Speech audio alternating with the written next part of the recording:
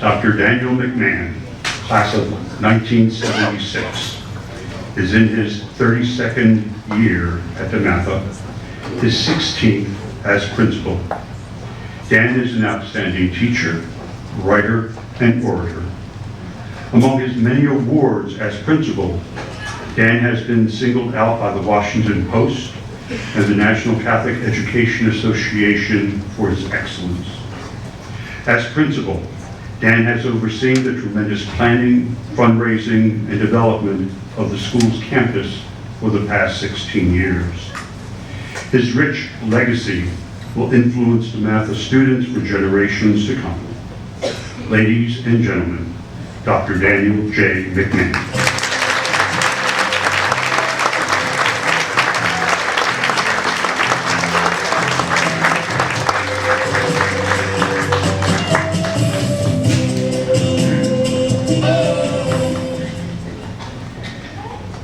Good evening, all. I'd like to congratulate my fellow inductees, Randy Johnson, Pedro Martinez, I'm sorry, that was in case I got into a different Hall of Fame.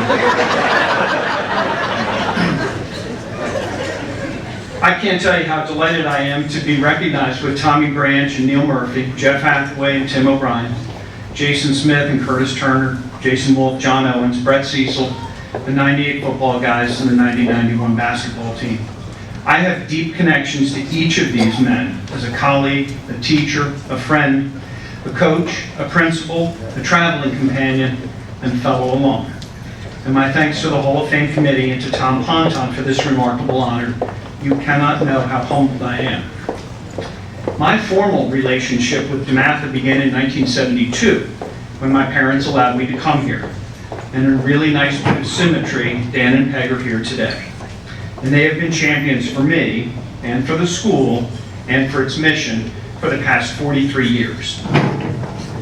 No one works at a Catholic school alone. I've been uniquely blessed that my family, and my extended family, so many of them here today, have supported and in many ways made possible my work here. They have understood for more than 30 years my time is not always my own. They have scheduled family gatherings and vacations around me. They have forgiven my absences from events because I was at school, or I was at some school event, or I was in graduate school, or I was on school business, or I just had homework that had to be done. And they have attended countless functions to support me and to support DeMatha. And in particular, my thanks to our children, Daniel, who's class of 05, Alexis and Erica. They were and are DeMatha kids. They helped at bingo, they hung out in classrooms and offices, they graded quizzes, often more generously than I did. They attended sporting events, plays, art shows. They served as props for classroom stories from infancy through today. DeMatha has given me one son-in-law and another is likely on the way.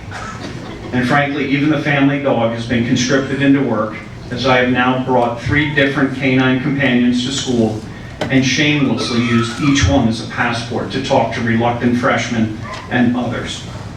But my deepest gratitude, though, goes to my wife, Donna, who has opened our home on numberless occasions and her heart on every occasion to DeMatha. She has heard me talk endlessly about my kids, knowing that I meant my students. She has lived through lesson plans and been the guinea pig for practice assignments. She has lived with schedules that included bingos and ball games, proms and homecomings, board meetings, conference presentations, fundraising trips, music trips, graduate school commitments, and countless other absences. I have lived a charmed life because of her. You know, economists really don't understand a gift exchange, because a gift exchange does not make sense according to the rational actor theory, in which each person tries to maximize his or her profit in every exchange. So it's up to psychologists to study gift exchanges. Gifts are freely given, and they differ from market exchanges in several ways. The first offering is always made in a generous manner. There's no haggling between the donor and the recipient. And the exchange is a manifestation of a relationship, or the offer to establish a relationship. There's no profit in a gift exchange. In a gift exchange cycle, there is reciprocity, and that's implied when you accept the first gift. The The recipient tries to return to the giver a gift of approximately equal value. My gifts to DeMatha, such as they are, pale in comparison to the gifts I have received from DeMatha and that I continue to receive. The generosity, inspiration, and support of colleagues, Pat Smith, Bill Clark, Mary Curley in particular, along with countless others, way too numerous to mention.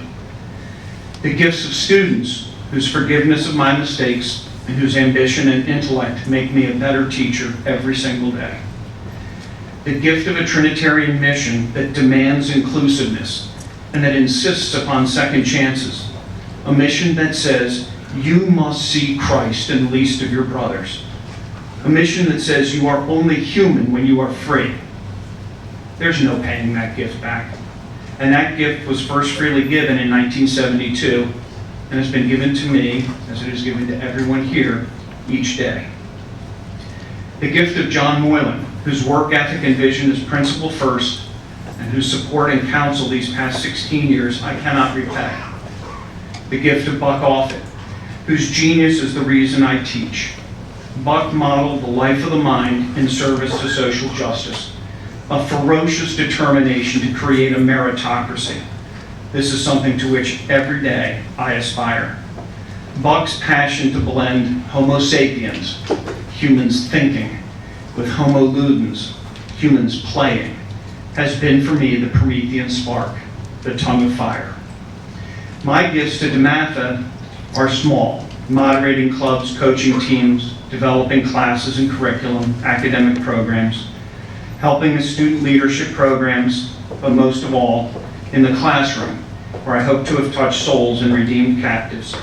And these are the gifts that I offer in exchange for all the gifts that DeMatha has given me. And tonight's recognition is yet another gift, one of a generosity of spirit and willingness to see me as my best self. And that too is a gift I gratefully accept and hope that I can reciprocate. Thank all of you so very much.